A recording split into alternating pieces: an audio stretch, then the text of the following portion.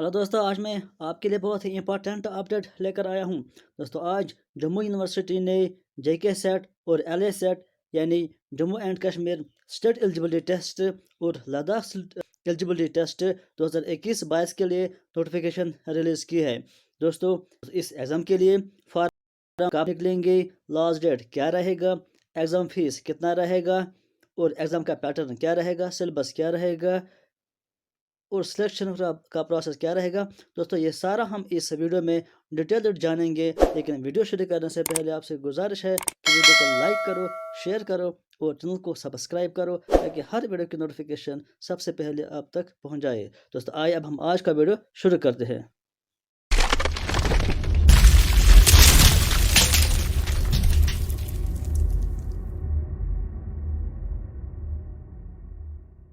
दोस्तों, पहले ही मैंने आपसे कहा है कि जम्मू यूनिवर्सिटी ने जेके सेट और एलए सेट 2021-22 के लिए नोटिफिकेशन रिलीज़ की है।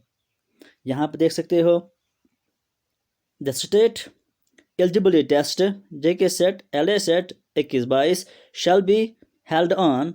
दोस्तों, ये एग्ज़ाम जो है ये 15 मई 2022 संडे को एग्ज़ाम होगा।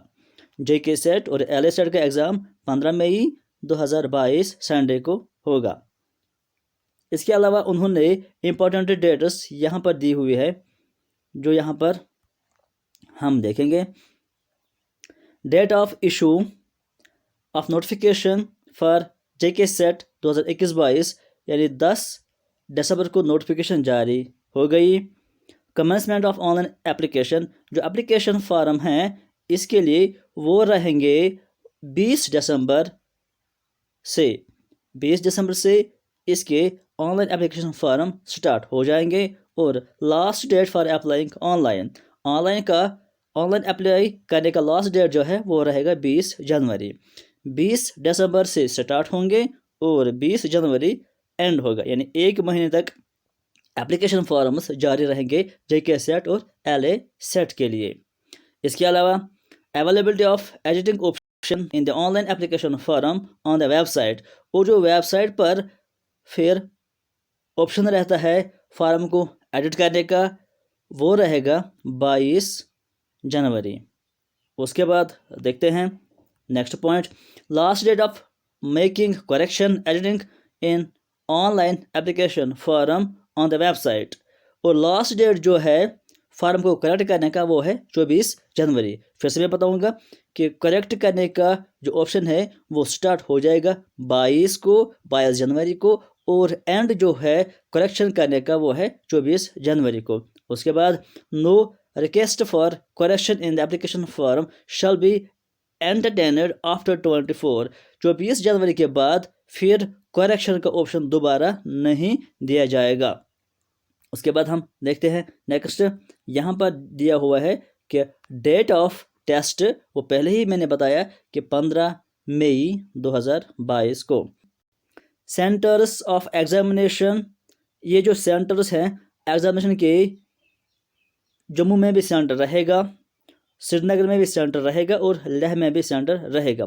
दोस्तों, ये नोटिफिकेशन है, इसको मैंने टेलीग्राम चैनल पर डाल दिया है और उस टेलीग्राम चैनल की लिंक मैंने डिस्क्रिप्शन में डाल दी है।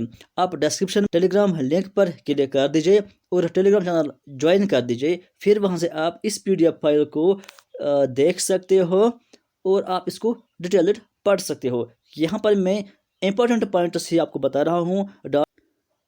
दोस्तों, ये है वो वेबसाइट जहाँ पर फॉर्म्स अवेलेबल रहेंगे और जहाँ पर इसके लिए सिलेबस या वगैरह बाकी चीज़ ये सब कुछ यहाँ पर रहेगा। www.jammuuniversity.in, यहाँ पर ये सब कुछ अवेलेबल रहेगा। दोस्तों, ये कुछ पॉइंट्स हैं, इनको आप पढ़ लीजिए। मैंने डिस्क्रिप्शन में टेलीग्राम चैनल की लिंक डाल दी है, आप वहाँ से इसको देख सकते हो। हम ई पॉइंट देखेंगे, candidates are neither required to send any certificate documents in support of their eligibility और print out of their form. दोस्तों, यहाँ पर कहा है कि जब आप ऑनलाइन फॉर्म भरेंगे आपको हार्ड कॉपी सबमिट करने की ज़रूरत नहीं है और इसके अलावा आपको कोई भी डॉक्यूमेंट अपलोड करने की ज़रूरत नहीं है। जब आप ऑनलाइन फॉर्म भर देंगे, फॉर्म की हार्ड कॉपी भी सबमिट करें, डॉक्यूमेंट्स भी शो करें, जो कि क्वालिफिकेशन है, अगर डोमिसाइल सर्टिफिकेट है तो वो भी शो करना होता है। उनके लिए जो क्वालिफाई करेंगे, तब तक आपको इसकी कोई ज़रूरत नहीं है। उसके बाद हम देखेंगे कंडीशंस ऑफ एलिजिबिलिटी।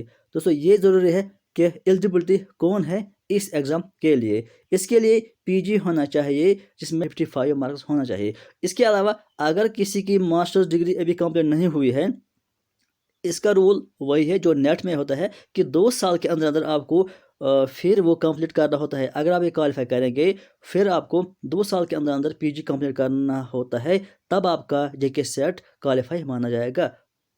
अगर पीजी 2 साल में कंप्लीट नहीं हुआ है, इसको पास करने के बाद तब आपको ये रिजेक्ट किया जाएगा। उसके बाद हम देखेंगे next point.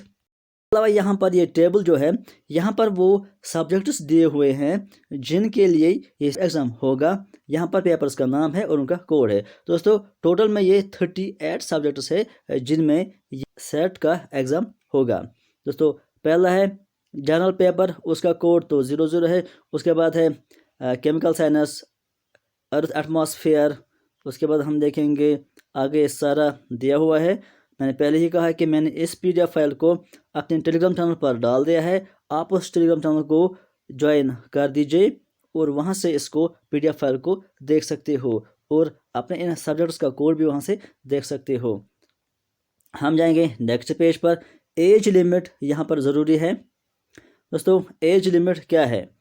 There is no upper age limit for applying for eligibility of assistant professor.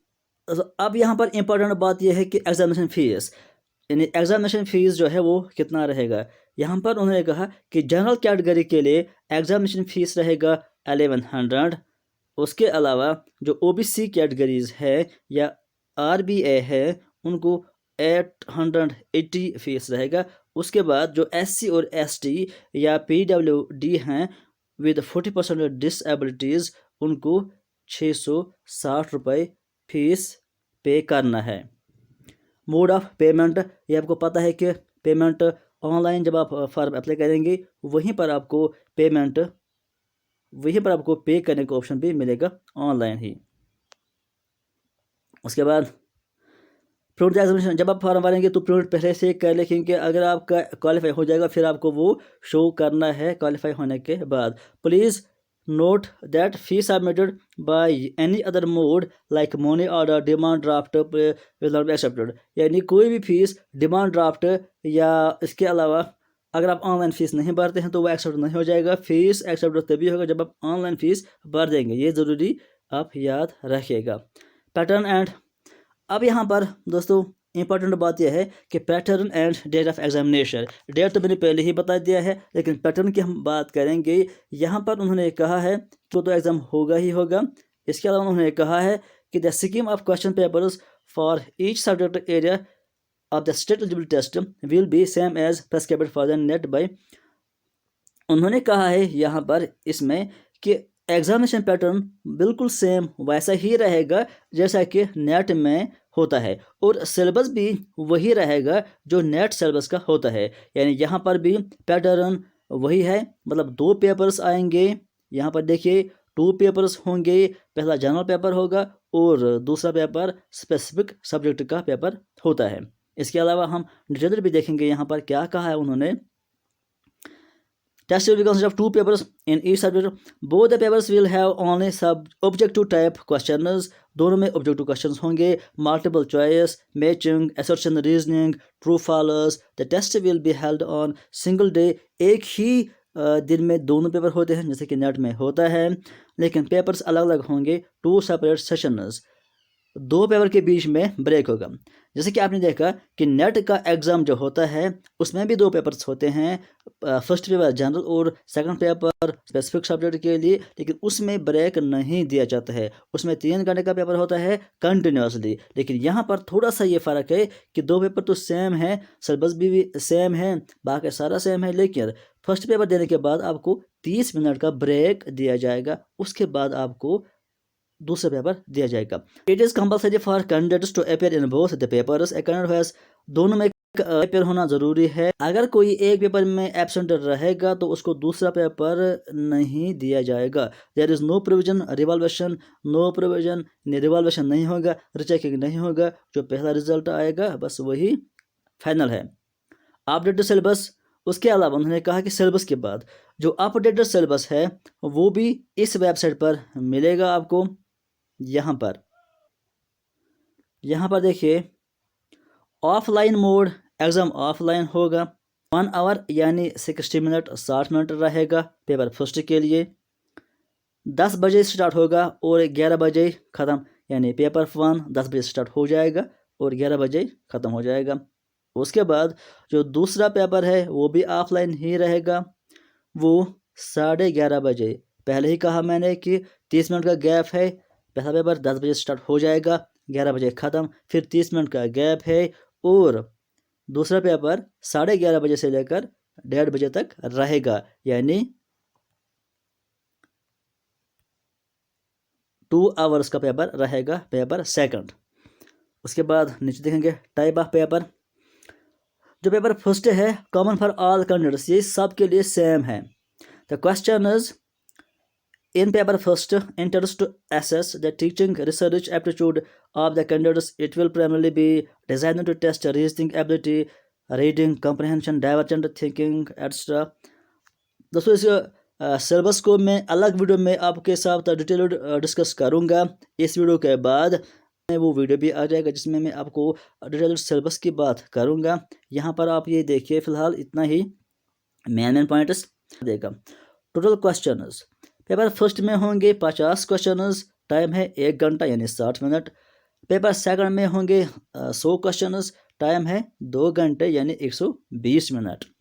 Total marks first में 50 क्वेश्चंस का 100 मार्क्स यानी एक क्वेश्चन का 2 मार्क्स, सेम एज जैसे कि नेट में होता है। और पेपर सेकंड में 100 क्वेश्चंस के 200 मार्क्स, एक क्वेश्चन के 2 मार्क्स जैसे कि होता है नेट एग्जाम में। तो इसके बाद यहाँ पर जो इम्पोर्टेंट पॉइंट है ये देखिए किसको कहा जाएगा कि वो क्वालिफाई हो गया है। सबसे पहले तो बात है कि उसको दोनों पेपर में अपियर होना होगा, पहली बात तो यह है। एंड सिक्योर्ड एट लीस्ट 40%, और कम से कम उसने 40% एग्रीगेट मार्क्स इन बोथ, ये नहीं कि अलग अलग, दोनों में कुल मिलाकर 40% कम से कम होने चाहिए। और 35 मार्क्स उनके लिए जो अदर कैटेगरीज है, 40% जो जनरल है, यानी कम से कम ये उतना होना चाहिए। उसके बाद कट ऑफ हो जाएगा, यानी क्वालिफाइंग के लिए इतना ज़रूरी है। मैं फिर से कहूँगा, इस सेट एग्ज़ाम के क्वालिफाइंग के लिए ये ज़रूरी है कि कम से कम 40% होना चाहिए एग्रीगेट में, दोनों में, और दोनों में अटैम्प्ट भी करना है इन जनरल। और कैटेगरी स्टूडेंट्स को कम से कम 35 मार्क्स होना चाहिए, और उसके बाद उसको माना जाएगा कि वो क्वालिफाइंग है। फिर उसके बाद उनका कट ऑफ जो भी हो जाएगा, मेरिट उसके बाद हो जाएगा, लेकिन उससे कम नहीं होना चाहिए। तो आज की इस वीडियो में इतना ही, मिलते हैं अगले वीडियो में कुछ नई जानकारी के साथ। Thank you.